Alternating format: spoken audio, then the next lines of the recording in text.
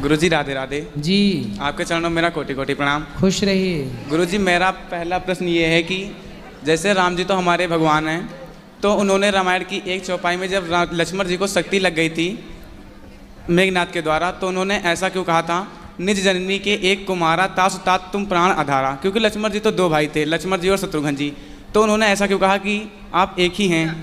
किसने बोला?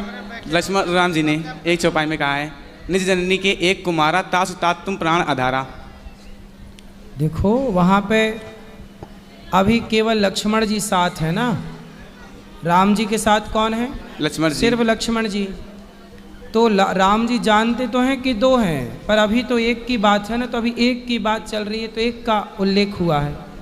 इसलिए ये चौपाइयों का जो मर्म है ना, गीता प्रेस गोरखपुर की छपी पुस्तकों में राम जी रामायण की बहुत सारी पुस्तकें आती हैं उनमें एक चौपाई के बहुत बहुत अर्थ आते हैं। जी गुरुजी। तो उनको खरीद के सब पढ़ करके अर्थ जाना जा सकता है। जी गुरुजी। और मेरा दूसरा प्रश्न ये है, आज जैसे कल हम यमुना जी गए थे, तो हमने उसमें देखा कि बहुत सारे गंदे नालों का पानी उसमें जा रहा है, तो हमारी जो गॉड की बनाई ये प्राकृतिक चीज़ें हैं, नेचुरल चीज़ें हैं, हम इन्हें बिगाड़ते चले जा रहे हैं, क्योंकि और हम देखते हैं विदेशों में वो अपनी प्राकृतिक चीज़ों को इतना अच्छा बना रहे हैं कि हम वहाँ तक कभी पहुँच ही नहीं सकते हैं। और जैसे कि हम लोग अंधविश्वास में नदियों को माता मानते हुए इनको कचरा में परिवर्तित करते हैं, और वो नदियों को नदी मान रहे हैं, वो अपने प्राकृतिक चीज़ों को इतना सर्वोच्च बना रहे हैं कि हम सोच भी नहीं सकते।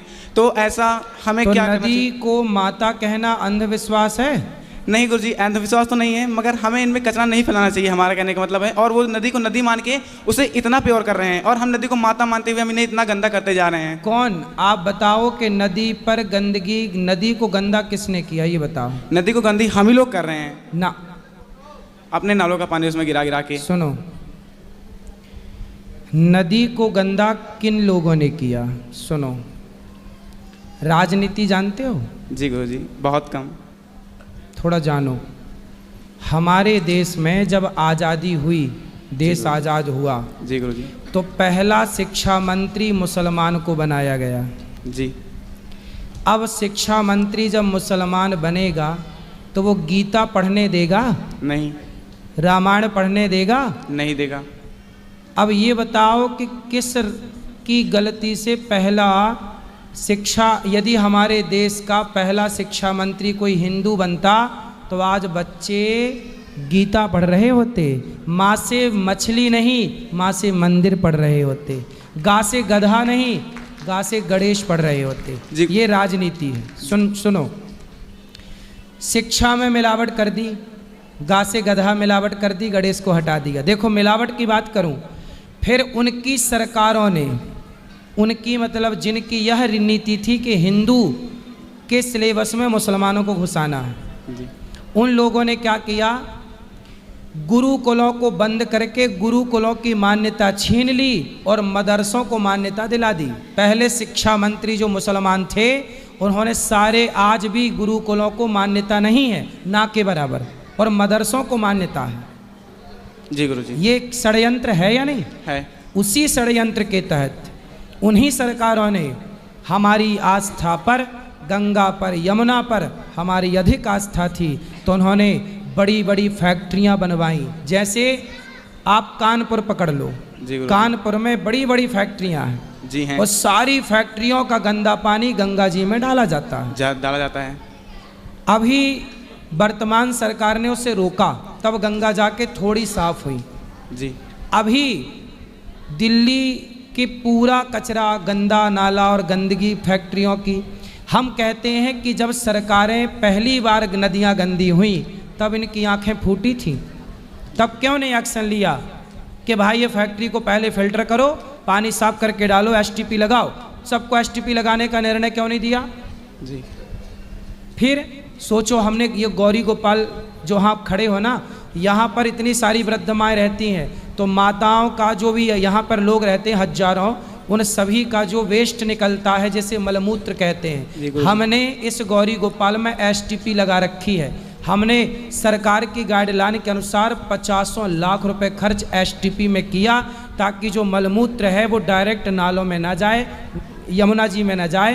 पहले यहाँ पर सेटअप लगा हुआ है कि गौरी गोपाल, पहले उसे हम लोग फिल्टर करते हैं, पानी को साफ करके नाले पे छोड़ते हैं और गंदगी निकाल के खेतों में डलवाते हैं। जी गुरुजी। ये हम कर रहे हैं, जो काम सरकार का है। हम जागरूक हैं तो हम सब कर रहे हैं, लाखों नहीं 50 लाख खर्च होता है हमारा इस काम के लिए, पर क्या करें, ईमानदारी से करना है तो करो, बेईमानी से तो फिर देखो ये सब सरकारों का षड्यंत्र था जो भारत की संस्कृति पर इन्होंने आघात किया, श्रद्धा पर हमला किया कि गंगा को तुम माता कहते हो, हम उस गंगा को गंदी करेंगे, तुम यमुना को माता कहते हो, हम उस यमुना को गंदा करेंगे, और वह राजनेता सफल भी हुए। जी गुरुजी। अब बताओ कि शिक्षा पर मिलावट कर दी, गंगा यमुना पर मिलावट कर दी, कौन जिम्मेदार है? आम पब्लिक थोड़ी जिम्मेदार है भाई। जिसके हाथ में लाठी, जिसकी लाठी उसकी भैंस, तुम्हारी सत्ता थी, तुम चाहते तो गंगा यमुना को साफ रखते। कोई एक लंबा काम नहीं है, मुझे सौंपे सरकार काम, मैं 1 साल के अंदर भारत की सारी नदियों को साफ करके दिखा दूंगा, 1 साल के अंदर। पर गुरुजी अब तो हम जागरूक हो सकते हैं, अब तो हमें मैच्योरिटी है, तो अभी हम इसके खिलाफ एक्शन या फिर कुछ ऐसा क्यों नहीं बोलते हैं? है ना बेटा। जी गुरुजी। एक शेर को, जी गुरुजी, एक शेर को आप पिंजरे में डाल दो जी 2 साल के लिए जी, और फिर 2 साल बाद जंगल में छोड़ देना, वो शेर भूखा मर जाएगा। मर जाएगा, वो शिकार करना नहीं जानता, क्योंकि शिकार करने का अभ्यास नहीं है, छूट गया। अपने अधिकारों की बात करना, भारत 700 साल गुलाम रहा तो अपने अधिकारों की बात करना भूल गया। अभी 70 साल ही हुए हैं आज़ादी के, 70 साल में तुमसे अभी बात करनी नहीं आती कि अपने अधिकार की क्या बात करें। जी गुरुजी। आज 700 साल तक गुलामी थी इस देश में, है ना, और 700 साल के बाद हमारे देश को नेता कैसे मिले? चारा खाने वाले नेता मिले, भ्रष्टाचार करने वाले नेता मिले, हमारे देश को नेता गोलियां चलवाने वाले, भक्तों पे गोलियां चलवाने वाले नेता मिले।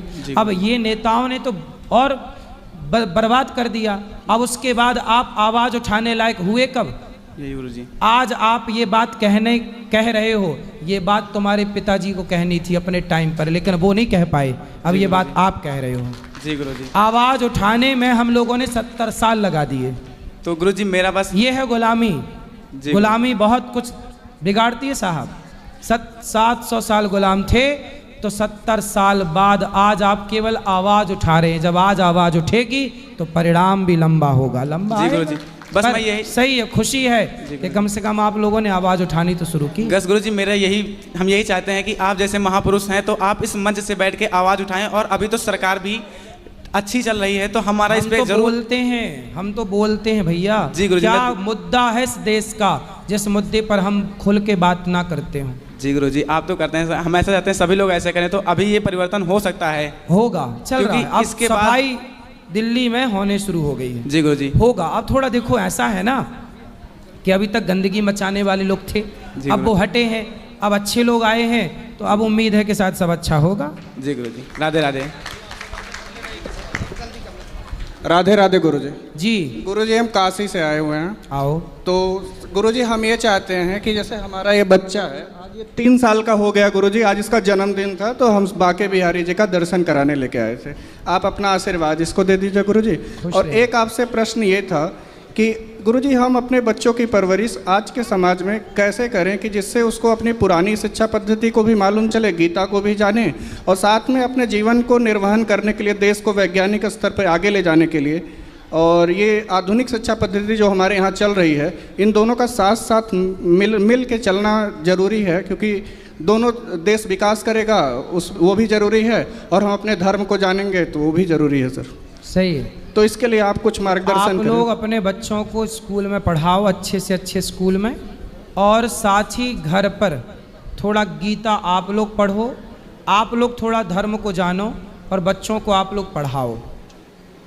आप पढ़े होंगे तो पढ़ा पाएंगे, आप नहीं पढ़े होंगे तो आप नहीं पढ़ा पाएंगे। इसलिए बच्चों को धर्मात्मा बनाने से पहले माता पिता का धर्मात्मा होना जरूरी है। धन्यवाद गुरुजी। और एक प्रश्न जरूरी है शायद आपसे पूछना इस समय गुरुजी, देश में जैसे जनसंख्या हमारी 150 करोड़ देश की होने वाली है, 2021 में जनसंख्या नहीं हुई है 2011 के बाद से, तो ऐसा हमें लगता है गुरुजी कि शायद आप लोग जैसे धर्मगुरु अगर एक मंच से आवाज़ उठाएंगे जिसकी आवाज़ शायद बहुत दूर तक जाती है, सरकारें भी इस बात को इस समय समझती होंगी, जो इस प्रदेश में सरकार है या केंद्र में सरकार है, तो इससे यही अनुरोध है कि गुरुजी जो भी हमारे नेचुरल रिसोर्सेस हैं, वो चाहे जंगल है, चाहे पानी है, चाहे धरती है, अन्न है, ये सब एक सीमित है, उसका दोहन कितने हद तक किया जाएगा। तो इसलिए आप लोग से अनुरोध है कि अगर इस पर जल्द से जल्द कार्रवाई हो जिससे जनसंख्या नियंत्रण हो, वो चाहे किसी भी धर्म समाज का हो। और एक वर्ग की जनसंख्या बढ़ने से, जैसे अभी सभी साथी भाइयों ने प्रश्न पूछा, उसमें आपने जवाब भी दिया, हम सुन रहे थे, पश्चिम बंगाल की घटना से लेकर आपने सारी जानकारी दी हम लोग को, तो वो सब भी एक डर सा जैसे बना रहता है कि भविष्य कैसा होगा, जो पिछला हो चुका है। हमने कथाओं में कई बार कहा सरकार ना देखो काम तो कर रही है, पर सरकार को ये काम जल्दी कर लेना चाहिए, जनसंख्या नियंत्रण कानून जरूर ले आना चाहिए। अब जनसंख्या बढ़ती आबादी पर ब्रेक लगाना बहुत ज़रूरी है प्रकृति के लिहाज से, क्योंकि ज़मीन उतनी है, नदियाँ उतनी ही हैं, जल के स्रोत उतने ही हैं, आबादी बढ़ जाएगी, प्रकृति का संतुलन बिगड़ेगा, प्रलय की स्थिति उत्पन्न हो सकती है। जैसे कि प्रलय आपने याद होगा आपको 2012 या 13 में केदारनाथ में हुआ रहा। वो क्या था? एक प्रलय ही तो था छोटा सा। जब प्रलय होगा तो फिर ऐसी प्रकृति से खिलवाड़, मतलब प्रलय को निमंत्रण। इसलिए हम सब जनसंख्या नियंत्रण कानून पर बात करना स्टार्ट करें। बात सही कह रहे हैं आप। गुरुजी बच्चे को बस आशीर्वाद दे दीजिए, आज इसका जन्मदिन। खुश रहिए, खुश रहिए। राधे राधे बोल दो बाबू। राधे राधे। राधे राधे बेटा। राधे राधे गुरुदेव जी। मातसी नर्मदे हर है, मातसी नर्मदे हर आपका जन्म स्थान नर्मदे हर मैया के तट पे है, और मैया का मैं परिक्रमा किया हूँ पैदल। अच्छा, नर्मदा जी की? जी। वाह, सुंदर। तो पैदल परिक्रमा किया, तब से गुरुदेव मेरे मन में बहुत चेंजिंग आया है लोगों के प्रति, जैसे भाव रखना और सेवा भाव का। और मैं तब से जो है कुछ जो भी होता है अपनी कमाई के हिसाब से संतों की सेवा में कहीं ना कहीं भेजता रहता हूँ, क्योंकि वहाँ पे जो मिला देखा मैं, वहाँ कहीं भी नहीं मिला। मैं बहुत जगह गया हूँ, बहुत स्थान पर मैया के तट पे जो प्रेम और भाव मिला, श्रद्धा मिला, वो कहीं नहीं मिला। इसके बारे में जो बताइएगा आप थोड़ा। और एक मेरा प्रश्न ये है गुरुदेव, गुरु मंत्र और गुरु दीक्षा एक ही है? एक ही है। जैसे कि जो दीक्षा लेते हैं उनका कुछ नियम होता है, अलग होता है, और जो गुरु मंत्र लेते हैं एक ही उसके नाम अलग। कोई उसे गुरु मंत्र कहता, कोई गुरु दीक्षा कहता है, कोई गुरु नाम कहता है, कोई कान फूकना कहता है कि कान फूकवा लो। नहीं, जो गुरु संस्कार जो होता है, गुरु संस्कार, दीक्षा संस्कार जो होता है, वो पंच संस्कार होते हैं। जब गुरु मंत्र लेंगे, गुरु दीक्षा लेंगे तो पंच संस्कार होगा। दोनों में नियम मतलब एक ही बात है ना, पर्यायवाची है। बनाना कहो, केला कहो, बात एक है, एप्पल कहो, सेब कहो, बात एक है। अच्छा, उसका पालन मतलब एक ही है, चाहे आप पर्यायवाची है ना। भाषाओं के कारण बदल गई भाषा। पंजाबी लोग बोलते हैं गुरु नाम लेना है जी, अपने यहाँ बोलते हैं कान फूकना है जी, कान फूक गए। फिर सामान्य भाषा में बोलते हैं गुरु मंत्र लेना है, और भाषा है गुरु दीक्षा लेनी है सब एक ही चीज़, लेकिन सबकी अपनी अपनी कोस कोस में पानी बदले, चार कोस में वाणी। हर थोड़े थोड़े आगे चल के भाषाएं बदल जाती हैं। जो संस्कार होता है, जो संत संस्कार होता है, जो संतों का संत बनने के लिए मतलब जो संस्कार होता है, हाँ, तो वो उसका नियम तो कुछ अलग होता है। वो अलग है। वो तो जब संत बनोगे तब संस्कार आपका अलग होगा। तो क्योंकि जब से मैं मैया की परिक्रमा किया हूँ तब से मन मेरा बहुत विचलित है। तो आपको संत बनना है। मतलब नियम जो मतलब इतना, मैं दो नाव पे जैसे चलना, मतलब परेशानी, मेरा दिमाग डिस्टर्ब इतना है कि। पत्नी है आपकी? हाँ, यहीं पे है। तो पत्नी के सहित संत बनोगे कि पत्नी को छोड़ के? नहीं, इसीलिए मतलब जाके मतलब वापस में आया इन्हीं के लोग के लिए कि अब मेरा मन इनके पास मतलब, लेकिन लग नहीं रहा है मेरा मन। अच्छा, पत्नी के पास मन है? नहीं है। मेरा मन मतलब ये हो रहा है कि कहीं शांति से भजन भाव करे और सेवा जो कर सके, तो लोगों की परोपकार। बच्चे हैं? एक लड़का है। शादी हो गई? जी, बीवी है। नहीं, बच्चे का नहीं हुआ अभी। अच्छा, बच्चा कितना बड़ा है? अभी 18 साल का, 17 साल का। बेटे का ब्याह कर दो जी, उसको पढ़ा लिखा के योग्य बनाओ, ब्याह कर दो, अच्छी लड़की ले आओ, बहू, उसको सेटल कर दो, और दोनों पति पत्नी बढ़िया भजन करो। मैं इनको बोलता हूँ, पत्नी को ना छोड़ के ना जाना। नहीं, मैं गुरुदेव इनको बोलता हूँ कि बच्चे का मतलब शादी करके हम चलेंगे, लेकिन ये नहीं मान रही है। तो का मैया लाते खाओगी बहू के? गुरुजी, खड़े हो के बात करो। राधे राधे गुरुजी। जी। गुरुजी, हम ये कह रहे थे कि पूजा पाठ में तो हमारा भी बहुत मन है, बट अभी बेटे के लिए हमारा कोई कर्तव्य है, तो कर्तव्य पूरा करके तो बोल रहे हैं, सुनो जी बहू आ जाए तो सब सौंप के साल 2 साल बाद, तुरंत नहीं, सब जिम्मेदारियां दे के अपनी तीर्थ यात्रा पे निकला करो महीने जी भर की। गुरुजी हम पहले ना 1 महीने के लिए जाओ, 1 महीने तक बच्चों को छोड़ो, 1 महीने में पता लग जाएगा कि बच्चे ठीक से कर पा रहे हैं कि नहीं, गृहस्थी चला पा रहे हैं कि नहीं। कमज़ोर लगे तो आप लोग सपोर्ट कर देना, यदि ठीक चल रही है तो आप लोग तीर्थ यात्रा करके, और ये नहीं सदा के लिए नहीं, आते जाते रहो। जी जी तीर्थों से प्यार करो भगवान से, क्योंकि बहू बेटा कल्याण ना करेंगे, जी गुरुजी भगवान ही अंत में, सबको भगवान ही समझ में आते हैं। ये बात जो आपको, आपके पति को जो समझ में आ गई ना, ये बात आपको समझ में आएगी, पर थोड़ा भी टाइम लगे। अभी आपकी उम्र क्या है? गुरुजी हमारा अभी 39 है। हाँ, इसलिए आपकी अभी उम्र ही नहीं हुई है सब समझने की। काहे अभी इनकी उम्र नहीं हुई? 50 तो आने दो, आप कब बोल रहे हो 51? तो 50 पार तो होने, अभी तो 40 नहीं हुई, अभी 11 साल बाकी हैं। 11 साल बाद इनकी अक्कल की डाढ़ निकलेगी ये वाली। राधे राधे गुरुजी। जी गुरुजी राधे राधे। हाँ आपके चरणों में कोटि कोटि प्रणाम। जी मैया। गुरुजी बिहार मुजफ्फरपुर जिला से आए हैं, बिहार से। गुरुजी आशीर्वाद दे दीजिए से सब घर परिवार के खुश रहो, सब केहू के दर्शन होए। अभी यात्रा में अच्छा लग रहा है? हाँ, हमारा गांव के लोग आने वाला है, वही लोग को आशीर्वाद दे दीजिए। सबको, पूरे गांव भर को? सबको हाँ, आशीर्वाद। सबके बताए हैं गुरुजी बहुत हमारे अच्छे हैं। अच्छा, सब केहू दर्शन करे आपके, चलो। हमारा सब घर परिवार के आशीर्वाद दे दीजिए, राधे राधे कर दीजिए। वाह, देखो मैया कितनी अच्छी है, गांव भर के लोगों को आशीर्वाद मांगे, सब गांव के लोग सुखी रहें। बढ़िया। राधे राधे गुरुजी। बोलो बोलो।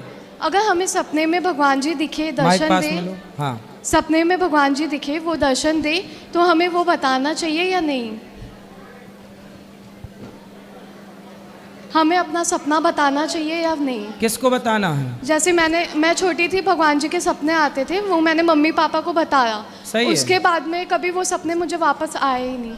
सही है, सही है। उससे पहले तक मुझे भगवान जी दर्शन देते थे। सपने उसके बाद बता में देने से ना सपने आने बंद हो जाते हैं, फिर थोड़े टाइम बाद फिर आएंगे। आए नहीं अभी तक, 10-15 कितने समय साल हो हो गए गए। हैं? कब आए थे आपको आखिरी बार? मैं बहुत छोटी थी, 10-15 साल पहले। अब रोज कथा सुना करो, रोज भगवान का नाम जप के सोया करो, आएंगे। अच्छा, ओके। ये मेरी मामी जी, इनको भजन गाना है। मामी तो बात कर चुकी, अभी सुना देना ऊपर भजन। महाराज जी राधे राधे। हाँ जी। महाराज जी, हमारी धर्मपत्नी 5 साल से इच्छा कर रही थी यहाँ तक आने की, हाँ, तो इनको आज योग मिला है यहाँ आने का। राधे राधे। और महाराज जी, अपना जो सत्संग में आप जो संत ने नर्मदा परिक्रमा करी थी, उनका आपने बहुत दिनों से सुनाया नहीं। जो भोलेनाथ जी उनके हलवाई बने हुए थे। हाँ हाँ हाँ, वो कहता काफ़ी टाइम से आपने सुना ही नहीं है, या तो बीच में सुना ही हो तो मैं देख नहीं पाया हूँ। मैं इंदौर रहता हूँ महाराज जी। और माता जी, यहाँ पे जो तात्यानी माता जी का मंदिर है, कितनी बजे बंद होता है महाराज जी? खुलता है दिन में। अभी कितनी बजे तक चालू मिलेगा? अभी तो अब बंद हो जाएगा आपके जाते जाते। अच्छा, धन्यवाद महाराज जी। राधे राधे गुरुजी। हाँ बेटा। आपकी चरणों मेरी कोटि कोटि प्रणाम। खुश रहो। बोलो। मैं चाहती हूँ कि आप मेरे घर आए और ना मेरे घर पे आप मेरी मम्मी के हाथों से खाना खाइए। कहाँ है आपका घर? बिहार। ठीक है, जब आएंगे उस तरफ तो आपके घर आ जाएंगे। ठीक है। राधे राधे गुरुजी। हाँ जी। गुरुजी, हम आपको कुछ देना चाहते हैं जी। दुपट्टा लाए हैं, अभी आपको दे दें? दे दो। राधे राधे गुरुजी। हाँ जी। मैं रहने वाली तो जलालपुर की हूँ, मगर बेंगलुरु से आई हूँ। बताओ। मैं पिछली साल आई थी तो आपके दर्शन नहीं हो पाए थे। गुरुजी, मेरा एक सवाल है आपसे। मैं सुनती हूँ कि जो लोग नॉन वेज खाते हैं उनके घर का पानी भी नहीं पीना चाहिए। तो मेरा जो बिल्डिंग है उसमें सभी लोग नॉन वेज खाते हैं, तो सर उनके घर पे, सॉरी गुरुजी, उनके घर पे जाना चाहिए कि नहीं? नहीं जाना ना तो देखो करना ही पड़ेगा, पड़ोसियों से भी बना के चलना पड़ता है। उधर क्या है, कम से कम 70% लोग नॉनवेज खाते ही खाते हैं बेंगलुरु में। तो जो बच्चे हैं उनको पकड़ो, उनसे दोस्ती करो। ऐसा तो गुरुजी कोई भी शायद गली में मुझे नहीं लगता। सबके घर में जा जा के पूछो आप मांस खाते हैं कि नहीं। आप सर? खाते हैं? आप सबके घर जा जा के पूछो जी कि भैया आप मांस खाते हैं कि नहीं। वो कह दे कि खाते हैं उन तो लोग- आप तो अपना फ्रेंड रिक्वेस्ट वापस ले लो, और यदि वो नहीं खाते तो दोस्ती का हाथ बढ़ा दो, भैया हम तुम्हारे पड़ोसी हैं, अब हम तुम्हारे घर आया करेंगे पानी पीने। ओके गुरुजी, एक मेरा सवाल है कि जैसे मैं वहाँ से 1.5 मंथ के लिए इधर आई हूँ घूमने को, हैं? 1.5 महीने के लिए इधर घूमने आई हूँ मैं। घूमने आई हैं? हाँ जी, मम्मी पापा के पास। यहाँ मम्मी पापा रहते हैं आपके? हाँ, सास ससुर भी मेरे इधर ही रहते हैं। मेरे कहाँ? हस्बैंड जॉब करते हैं। कहाँ रहते हैं? शिकारपुर में। शिकारपुर। ये शिकारपुर कहाँ है? बुलंदशहर से उली तरफ है। अच्छा अच्छा। हाँ, वहीं 10 किलो के डिस्टेंस में मेरा मायके ससुराल दोनों हैं। अच्छा। हस्बैंड मेरे जॉब करते हैं बेंगलोर, इसलिए मैं वहीं रहती हूँ। हस्बैंड है कि पति है? पति देव मेरे। पति देव को दूसरे नंबर में रखा, हस्बैंड को नहीं पहले सॉरी, रखा। पति देव। अब क्या बोलने, सब तो बोल ही दिया आपने। नहीं पति देव हैं। तो हस्बैंड नहीं है वो? नहीं गुरुजी, मैं मेरा क्या है कि मैं वहाँ से आई हूँ तो मेरा मंदिर बंद है, तो मंदिर में अब पूजा करने वाला तो उधर कोई भी नहीं है। काय का किन का मंदिर है? घर में जो देवी देवता रखते हैं। अच्छा, घर के अंदर वाला मंदिर? हाँ जी हाँ जी। हाँ ठीक है, अब घर ही बंद है तो मंदिर बंद रहेगा ही। तो उसमें पूजा का कोई अब कौन करे उसमें, ये कोई बात नहीं, आप लोग जहाँ रहते हो वहाँ पूजा करो। हाँ जी। तो वो भगवान वहाँ ले जाओ, वहाँ सेवा करो, उनकी क्या है। जी, एक मेरा गुरुजी एक सवाल और है कि मेरा सास ससुर थोड़ा एजिड हैं। हाँ। मेरा ये जो पति देव है वो एक ही है, मेरा ननद 4 हैं। पति एक ही है? हाँ। और कितने होते हैं पति? नहीं, मेरे जो पति देव है वो अकेले ही हैं। हाँ। मैं उनकी सिस्टर 4 हैं। अच्छा। हाँ। तो इसीलिए मैं अपनी सास ससुर को बोलती हूँ कि मेरे साथ चलो। हाँ। तो वो साथ तो जाते नहीं हैं। हाँ। और इधर मैं आने को बोलती हूँ तो बोलते हैं अभी आप उधर ही रहो। बोली बच्चों को अभी उधर आप पढ़ा लो, जब तक हम इधर हाथ पैर हमारे चल रहे हैं तब तक आप उधर ही रहिए। तो आपके सास ससुर अच्छे तो हैं, क्या दिक्कत है? नहीं, अच्छे तो हैं, मगर समाज में क्या है, थोड़ा बीमार हो जाते हैं तो सभी लोग बोलते हैं कि साथ में रहना चाहिए, और बच्चे उधर क्या कर रहे हैं, आपके पास रहना चाहिए। तो सास ससुर को घर नहीं छोड़ा जा रहा है? जी, सास ससुर को अपना घर नहीं छोड़ा जा रहा है? हाँ नहीं, वो नहीं जाते हैं, मेरे ससुर तो बिल्कुल भी नहीं जाते हैं। ऐसा है ना, जो गांव में रहने वाले लोग हैं जी, तो गांव में रहते रहते ना वो गांव के आदी हो जाते हैं, उनको शहर अच्छा नहीं लगता जी। तो होता है ना। तो अब देखो, सारी जिंदगी उन्होंने गांव में वहाँ गुजारा जी। अब वो एक नई जगह पे जाएंगे तो उन्हें अच्छा ही नहीं लगेगा। जी जी जी। तो एक ये भी तो बात है ना। जी हाँ, तो इसलिए जैसे समाज वाले कुछ कहते हैं तो समाज वाले क्या कहते हैं? बोलते हैं कि जी इतना एजिड है, मेरा 72 एज है। उनको ना लाते रहा करो, जैसे 10 दिन के लिए 15 दिन के लिए ले आए फिर छोड़ दिए। गुरुजी नहीं जाते, एक तो दूर पड़ता है, फ्लाइट से वो जाते नहीं है, ट्रेन से 3 दिन लगता है। तो ट्रेन में क्या दिक्कत है, खाते पीते चले जाए करेंगे 3 दिन में पति। मैंने कितनी बार उनको रिक्वेस्ट किया है कि आप एक बार आइए, देखिए बच्चे कैसे रह रहे हैं आपके, कैसे नहीं, कुछ प्रॉब्लम तो नहीं है, मगर नहीं आते वो। कितनी उम्र है? 75 के करीब है, 74 75। सास भी? हाँ, दोनों का इतना ही सेम होगा लगभग। देखो, उनसे रिक्वेस्ट करो कि चलो थोड़े दिन के लिए ले जाओ, उठा के ले जाओ, ज़बरदस्ती ले जाओ। एक मुझे लगता है कि यहाँ तो वो खुले में रहते हैं, वहाँ फ्लैट में मुश्किल होगा। यहाँ खुले में रहते हैं? हाँ, यहाँ मतलब घर चौड़ा, लंबा चौड़ा बना हुआ है। तो आप लोग ही यहाँ क्यों नहीं शिफ्ट हो जा रहे हैं माँ बाप के पास, सास ससुर के साथ? मैंने बोला है उनको, वो बोल रहे हैं जब तक उधर जॉब है आपकी, जब तक करो, जब भी ट्रांसफ़र हो जाए 2 4 6 साल में, तब आप इधर आ जाना। ट्रांसफ़र करा लो, यहाँ पे 2 पैसे कम कमाओ, कम से कम अपने बूढ़े माँ बाप के साथ तो रहोगे। ज़्यादा पैसा कमा के दूर रहने से अच्छा थोड़ा कम कमा के माँ बाप के साथ रहो। समझदारी तो मुझे यही लगती है, आगे आप ज़्यादा समझदार हैं। ओके गुरुजी, राधे राधे गुरुजी। जी।